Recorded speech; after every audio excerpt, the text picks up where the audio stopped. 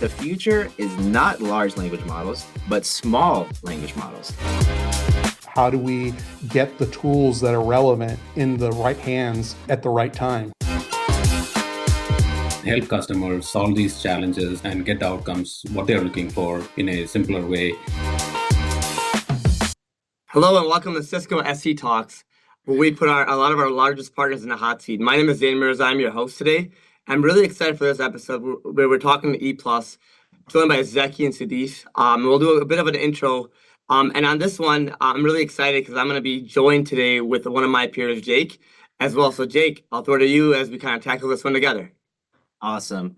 Thanks, Zain. I'm Jake Perakis. I am a Chicago Metro Select Cisco Solutions Engineer. I've been here for about 5 years, and I'm extremely excited to get this Cisco SE Talks for SEs by SEs kicked off with this absolutely star-studded cast. So I'll let Zeki and Sudheesh from Eplus introduce themselves as well. Zeki? Awesome. Hi, everyone. This is Zeki Ashar. I'm a principal architect with Eplus Technology. I have over 20 years with Eplus Technology, but the last 7 or 8 years, I've been heavily focused on AI optimized infrastructure and in supporting my customers' AI initiatives. Yeah, I'm Sudheesh. It's a pleasure to be here with you all. I'm Sudheesh, VP of Innovation and Emerging Technologies at Eplus.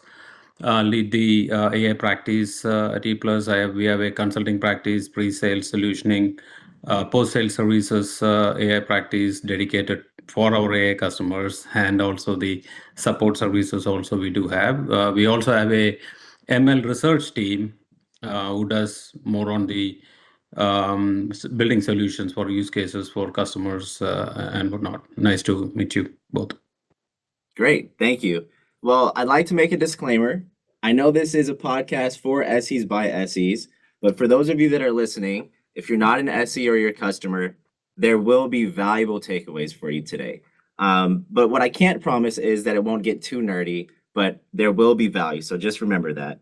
So thank you again for the introductions. We're going to get this thing kicked off. Today's topic at hand is how we're going to be able to impact customers specifically within the finance vertical with respect to AI. So I'll go ahead and get us started with the first topic at hand. And I just want to open it up with a pretty broad question is, what are the common opportunities for customers that you guys are experiencing within the finance space with relation to AI? So I'll open that up. Zeki, you can go ahead and start.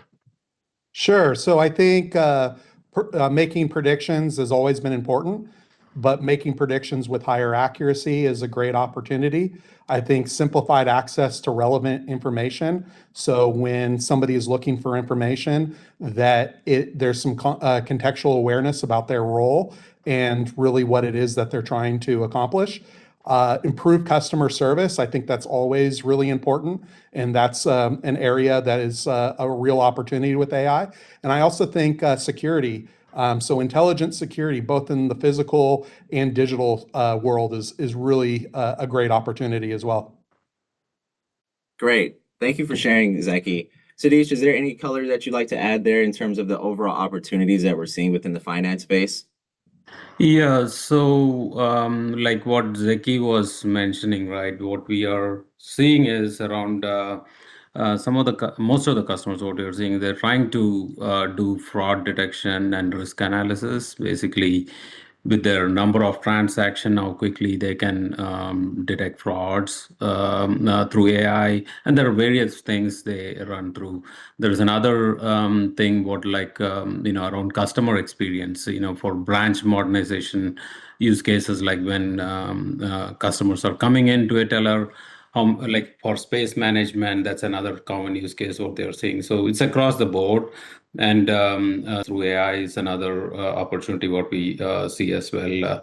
And there are a few opportunities which we are recently seeing that the customers are scaling their AI models and infrastructure demands what they are seeing, and we are seeing few opportunities to build on-prem solutions because of the cloud cost as well.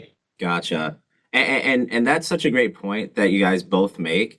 That I think the takeaway there is the finance vertical is a little bit unique in general because it spans a big spectrum of different use cases. There's not one catch-all I know that there's been the retail topics that we've had. There's manufacturing coming up, where finance, I have customers that I cover from, payday loan services to insurance to private equity to high frequency trading.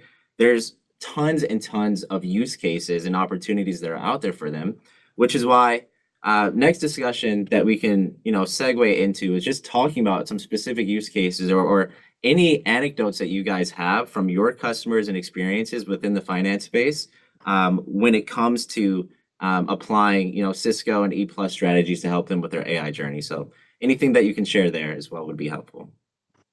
Sure. So I think of across all of the different segments of finance that you had just mentioned, machine learning isn't new.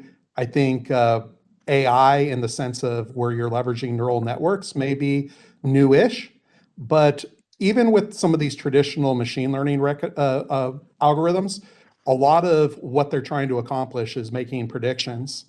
And, in some cases, those predictions may be, predicting the price of an asset, 1 to 2 years out. And they're going to look at historical data to try to come to that prediction. And so a lot of that's been done with structured data.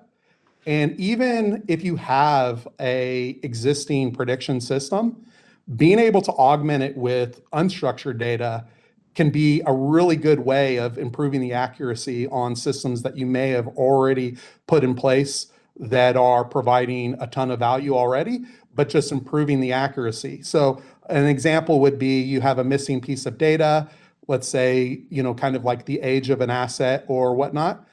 You can be able to figure that missing data out, utilizing another technique, and more, it could be through computer vision, where you have an actual picture of that asset, and based on the picture, a neural network can determine the age of it. Which, if that information wasn't available, now you can populate that information to be able to enrich the data sets that you're leveraging, even with your more traditional prediction systems.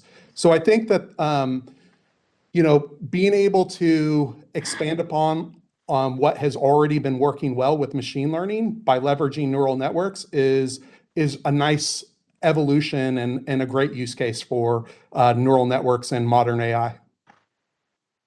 Awesome. And I think you bring up some very valuable points there in terms of the use cases. But where I wanted to touch on a little bit earlier, where you were mentioning context. So that RAG use case is going to be huge. And in my experience with customers that I've covered, specifically with the high frequency trading customers, Zeki, you've shared before your experience with, the data scientists that work in that space. They have tons and tons of just data, right, that they're storing on their networks. And that is so valuable for them to use to add context to some of these AI pipelines and projects that they're creating. So one use case that I'd like to bring up that I've started to see as a big topic is probably because the finance vertical tends to lean towards, on-prem deployments.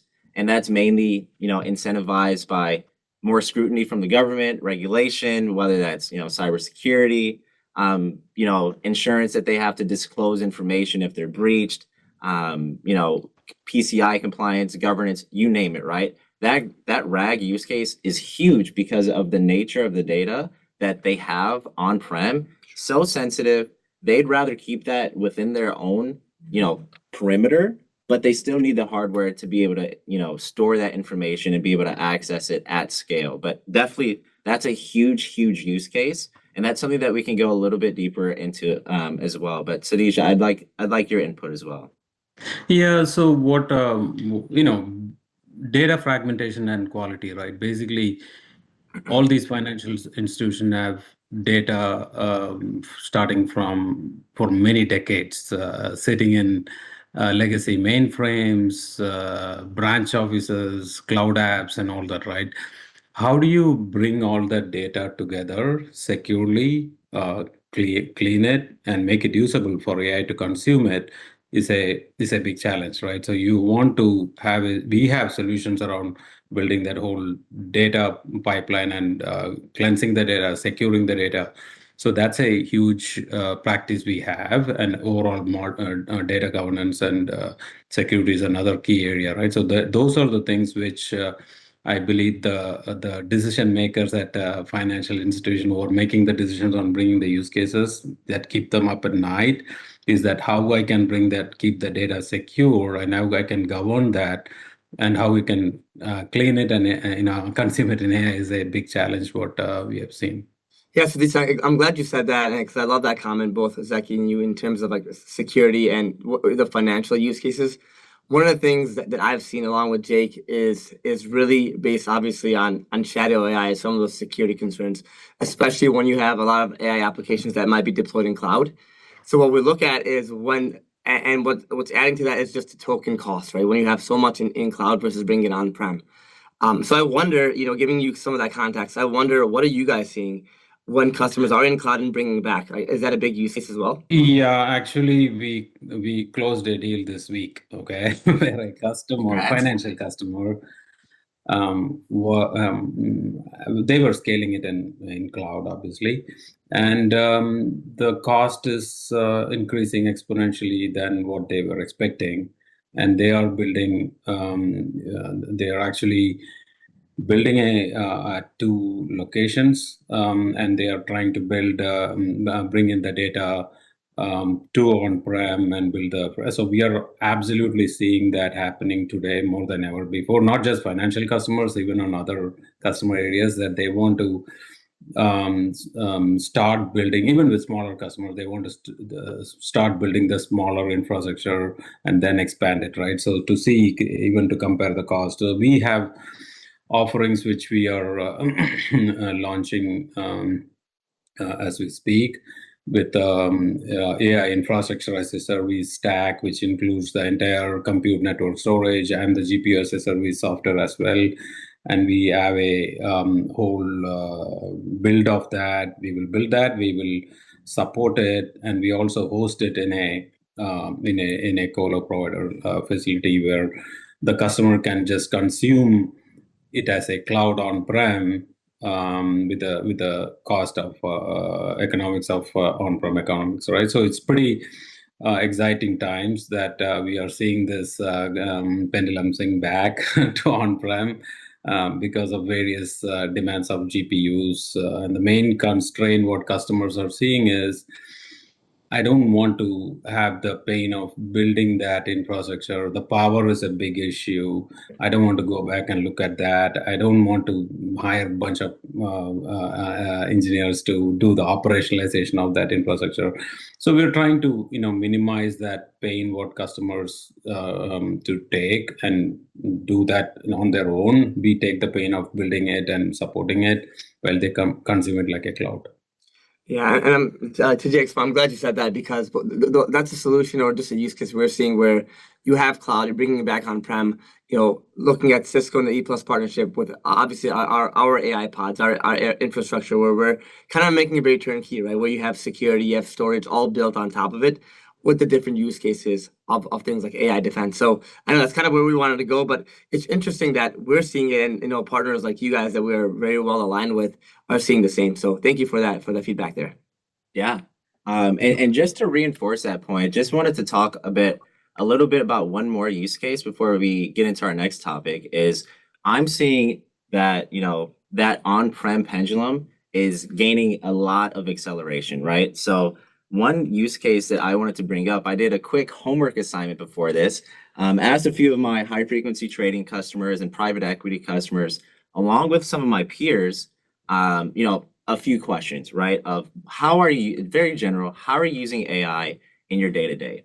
And just for a little bit of background, my undergrad experience was in computer science with a focus in big data and AI at the University of Illinois Urbana-Champaign in their School of Engineering. So I have a lot of buddies that are quants, that are traders at these, huge companies. So one of the notes that they shared with me was, hey, Ken Griffin, the CEO of Citadel, said that agentic generative AI isn't going to help hedge funds beat markets.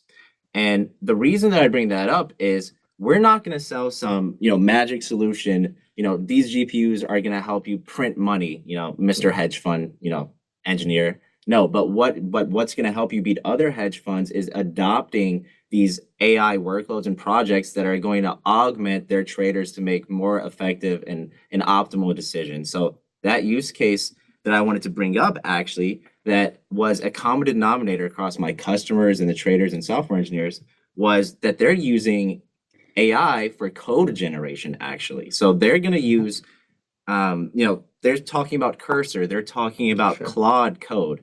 But where Cisco has a play is with our on-prem AI pod that you mentioned, you can plug in those APIs to their IDE of choice, like a Visual Studio Code. And the benefit of that RAG use case that we touched on earlier will allow them to have that massive repository or code base so that they can reference previous coders or engineers that has that sensitive and proprietary information. I know that's very, very niche, but that was a huge use case that was common across the board for those high frequency traders as well as a private equity use case. And it just goes to show how many, like, the possibilities are actually endless when it comes to what the hardware and our partnership with enabling these customers to adopt AI can actually do. So I just think it's very exciting. But again, that takeaway there is, customers in this finance space, due to the nature of their proprietary data, are probably going to start leaning towards on-prem conversations. So anywho, wanted to touch on the next topic and hear you guys' feedback in terms of what's stopping customers from, being able to start adopting these new plans and strategies. What are the challenges that you guys are seeing, or what's most commonly heard from you guys, Zeki and Sudheesh? Yeah, so I mean, this is very different. If you look at just kind of like the power density of these solutions, I mean, they're extremely efficient, and they can be, 100 times faster than like a normal system that you would run in a data center, but they can consume 10 times the amount of electricity. So even though they're highly efficient, they are very demanding systems. Also, the tools and the way that they're interconnected, there's a lot of differences there as well. The fact that you have to be able to pull these resources to drive up efficiency, secure multi-tenancy is going to be very critical. So you've got a lot of change that's happening very quickly that you really have to kind of figure out how you're going to navigate it.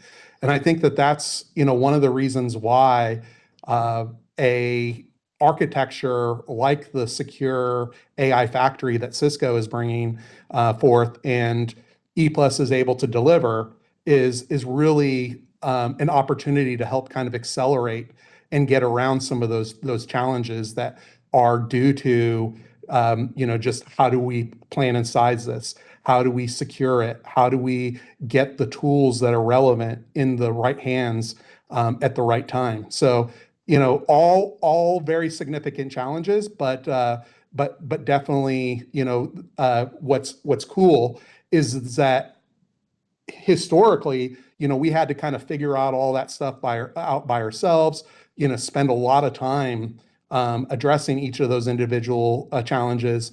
And now it's becoming much more like a recipe, and there's really, best practices that we can follow. Yeah, so from what Zeki mentioned, right, what we have been talking about so far, it's around, first is the data fragmentation and quality. Second is infrastructure readiness. Third topic is around security, compliance, and regulatory pressures, right? And the fourth is from a model governance and trust. Okay, so what the solution is, I mean, with Cisco, what they have built with the Cisco AI pod, it's pretty a comprehensive solution, which includes solving those challenges, what we are talking about now, with, on top of that, we can run the NVIDIA NVAE stack, and you have AI defense on top to secure that AI application as well. So you have end-to-end security applied from infrastructure stack, data security, to model governance, runtime protection for models. So you're having a whole end-to-end solution built, and including the observability layer. If you think about it, with the Splunk and Splunk ITSI, you have a AOps framework also built for monitoring and moving into a proactive way to fix issues with AI. That's another layer of intelligence. You guys have a solution built with your AI pod. It's a very comprehensive solution which we can easily take it to market, which solves all those four issues which I just mentioned, right? So. Yeah, so these, I mean, I think you were kind of going where I wanted to take this conversation as well, and it's fascinating, right? With just the NVIDIA partnership, the Secure AI Factory. A lot of times you kind of think of NVIDIA and Cisco, but it's a true partnership, right? Where we're the one vendor that's part of their reference architecture, kind of unpacking security, networking, and storage, with even VAST, which is obviously the next gen storage that we talk about. But really, I think us going to market together, it's unheard of, and it's fascinating with two different companies that are pioneers in the industry coming together to identify these use cases, right? Whether it's on AI pods or whatever storage medium you might use. But again, the Secure AI Factory is really relevant in terms of just being a part of that reference architecture. Exactly. And I really want to just summarize what we kind of talked about in terms of the challenges. It sounds like it boils down to 2 points. One, security, and two, handling of that data, right? So again, I'm going to focus on that trading use case because that's the experience that I have with my customers is, to enable themselves to make these decisions to do, trading, right? They have to back test and use their models on existing data. So again, that proprietary data that they're using is very special to and unique to them. So that AI defense story is huge when you can have the capability to have a bi-directional guardrail on the communications with these AI models. So if you're having conversations like that, AI defense should definitely come up. And I wanted to take a moment to highlight what Zane mentioned with VAST. So this VAST operating system is definitely going to revolutionize storage conversations. So if you guys are hearing customers talking about, hey, I want to upgrade or evolve my storage deployment and architecture, I think VAST should definitely be a huge topic. The way that they can disaggregate, the way that they're going to market with their storage and share it across their entire deployment is amazing. They create this awesome user interface as well to build automatic pipelines and triggers to create enterprise RAG use cases, which is absolutely amazing. And I think it's definitely something that will vastly improve our customers. No pun intended, right? Anywho. So yeah, I think that those are very important points you made. I think the one other thing I would add is just the need to break down silos. I mean, I think that is really kind of the model of VAST in kind of how you're, describing it.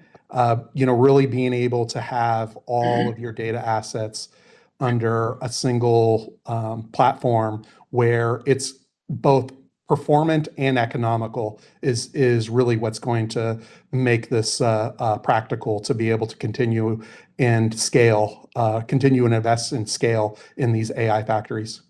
Yeah. Well, we talked about some of the challenges, so let's talk about Zeki and Sudheesh, how the Eplus partnership can enable customers to lower those barriers to entry and how that they can get around some of these challenges and how you guys can help them out. Look, we are one of the unique partners with NVIDIA also. We are one of the 10 DGX managed service provider, one of the 8 SuperPod certified provider, and we are the only one in North America with both those distinctions. Okay, why is that? Why are we the only one, right? It's because we started the practice early on. We started our practice in 2016 timeframe, and we have been in this forever, right? When Eplus has been investing on it, and we have been working with NVIDIA very closely. In fact, one of the first customers where we build the whole, for fraud detection, we build the whole entire stack for a large financial customer. and we started supporting their whole ML stack as well, right? So that's where we started, right? That's how we got the and we had other customers, and that's how we got the DGX Managed Service Provider certification, and that's the reason for that, right? Now, how Eplus help our customers, right? We get the customers' foundations right. Okay, first you have to, if it is an infrastructure, be a cloud, on-prem, whatever that is, right? You have to have that sort of best practices implemented and deliver the compute network and storage platform needed for this modern AI applications, right? So we are working with NVIDIA and Cisco and cloud providers to give that sort of high performance compute combined with high performance networking solutions and with high performance storage as well, right? So that's and building their AI infrastructure as a service and then offering them entire end-to-end support for that. That's one area, right? Second, we also support customers with their data and observability, right? Yeah. Like I said earlier, all these disaggregated data, we bring it together, clean it, make sure it is secure, and they can consume it for AI, okay, with full stack observability. Like you have excellent solutions like Splunk ITSI and all that to provide that AI ops layer, right? And Thousand Eyes, AppD, it's the entire stack is pretty powerful when you combine all the solution together, right? The third is we also strengthen their security and governance, right? They cannot adopt AI, the financial customers especially, without strong security controls, right? From not just one layer, it has to be from end to end. Think about data security, think about infrastructure security, think about application security, right? And think about AI application security, right? So you have to have the end-to-end security built. This is where we come in. We have advisory practice, consulting practice. We have various workshops for data readiness and all the other areas, use case identification as well. We then design the solution, we build it, we also support it. Awesome. Well, thank you, Sudheesh. Really appreciate hearing what you guys at Eplus, have to offer customers to help navigate around those challenges. And I think what's going to be really useful for our customers to hear is those advisory services and the validated design guides so that the network guys don't get blamed for the software engineers' bugs, right? I say that kind of tongue in cheek, but software engineers love to blame the network when anything goes wrong. So they can rest assured that with the Cisco and Eplus partnership, that they can enable their AI outcomes. But Zeki, I wanted to transition into almost our closing with a fun little segment that we have with our two facts or two statements and a hot take. So you can state them and I'll have to guess which one's a hot take. Yeah, Okay, by the way, but before I do that, I want to do one last plug. Yes. Eplus, we have a world-class AI experience center, which has all of these technologies that we've been talking about today that is ready to demo and is kind of the basis of a lot of the workshops that we're delivering. So we're not just talking about like PowerPoints here. I mean, we're actually being able to really demonstrate a lot of these technologies, and it's just a really tremendous resource. But moving on to the statements and the hot take. So I think the first statement is there's more and more AI use cases that are surfacing every day. So there's more opportunities to be able to leverage this technology. Next statement is Eplus and Cisco, we make secure AI factories simpler to deploy and manage. And then the last thing I'm going to touch on is the best AI is the AI that you really don't think about, but you can't live without it. So, think about it in the same vein as electricity. It's there, but if it wasn't there, we would all be freaking out. Well, I think I'm going to go from the reverse and say that last statement that you had was the hot take. It's a little bit scary to kind of think about AI that you don't think about. I don't know. So I'm going to go ahead and say that's the hot take, and that the other two are definite statements that Cisco and Eplus together can build the secure AI factories for our customers. And obviously, there's more AI use cases that are servicing every day. So how did I do, Zeki? 3 for I 3. think you nailed it. And by the way, yeah, team, this is off the cuff. There's no scripting here, so I want to give Jake here some kudos, kind of nailing it because we did not script it for the record. Thanks, Zane. And speaking of going without a script, I have my own hot take. This is the own Jake spin on this segment. I just want to share my hot take. And my hot take is that the future is not large language models, but small language models. And the reason I bring that up is it's very timely, right? We live in this age of agent to agent conversations where, there may be a catch-all large reasoning model that's going to be the brains behind, someone's generative AI application. But these fine-tuned, specifically trained models, I think are the future. And the reason I bring this up is because Cisco just announced an intent to acquire a new enterprise AI platform startup called Neural Fabric. And what they do is they enable a platform for those domain-specific models for small language and fine-tuned models. And it's just something that I think is really exciting. And it's an announcement that I wanted to share with the audience because our foundation AI team here at Cisco is going to continue to put out more and more models within this space. But I'll hand it over to Zane to go. Yeah, just to kind of add on to that, like when we look at our deep network model that was released, right, as part of AI Canvas, that's really the heart of it is accurate AI LLMs built within it. So whatever you're kind of prompting it is accurate because we know as you guys have kind of seen, whether I prompt Gemini or Llama or what have you, not every response is the same, right? So we want to really double down on the accuracy. And to Jake's point, it's a huge game changer. So again, team, first of all, as we kind of wrap, I wanted to first thank you for your time. And we cover a lot. We talked about governance. We talked about some compliance issues. What is the value of going from cloud to on-prem and some of the cost savings, candidly, that we're seeing from customers. So as we kind of wrap, Zeki and Sudheesh, I'll throw it to you guys. Any key takeaways? And again, you're talking to 500 plus SEs, both locally within Cisco, like Jake and I, but also across the channel ecosystem. But we'd love to turn it over to you, Zeki, first, and would love to see if you have any key takeaways from today's conversation. So, I mean, everything is changing so fast and not everybody can know everything.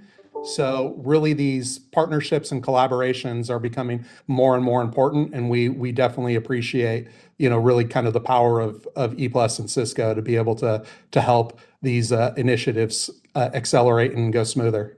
So financial institutions wants to absolutely adopt AI, right?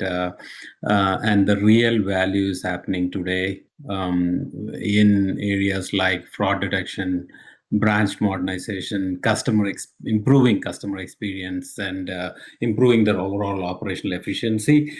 So that is the key takeaway from my point is how we can help customers like Eplus and Cisco together can help customers solve these challenges and get to where they need to get to and get the outcomes, what they're looking for in a simpler way and efficient way, right? And securing all that pieces together is a key point that I want to bring. Awesome. Well, thank you, Sudheesh. I wanted to make one more touch on a topic I brought up a little bit earlier in terms of those small language models. Cisco Foundation AI, for those of you that don't know, this is my one takeaway for you guys. One, tidbit. Cisco Talos was our security organization, the largest non-governmental threat intelligence organization in the world. Cisco Foundation is akin to that, where we have a dedicated team that's going to build the infrastructure that's driving the next generation of cybersecurity innovations. And we released a small language model based off of Llama 3.1 called the Foundation Security model. It's 8 billion parameters. It's there to augment security, cybersecurity professionals. It's trained on specific data to help with, OWASP principles, the minority attack framework, and so forth. But that's just an example of what's to come. We're at a point within Cisco that I don't think we've ever seen before. Right. And without, the great partnership that we have with, our channel partners like Eplus, we wouldn't be able to do this without you guys. So it's very, very exciting times ahead. And I'm really excited to continue furthering these conversations. So yeah, to Jake's point, it's a great time to be in technology, a great time, to be at Cisco and partner with you also. Again, really, really appreciate it. It was a great conversation. I hope the audience is as excited as we are because I think we unpacked a lot today. and there's really more to come. So again, I am your host, Zain Mirza. Thank you for joining us. And stay tuned for our next episode where we bring in Sentinel as well, and keep the AI conversation going. But again, thank you all. Thanks for joining. Thank you. Thank you. Thank you.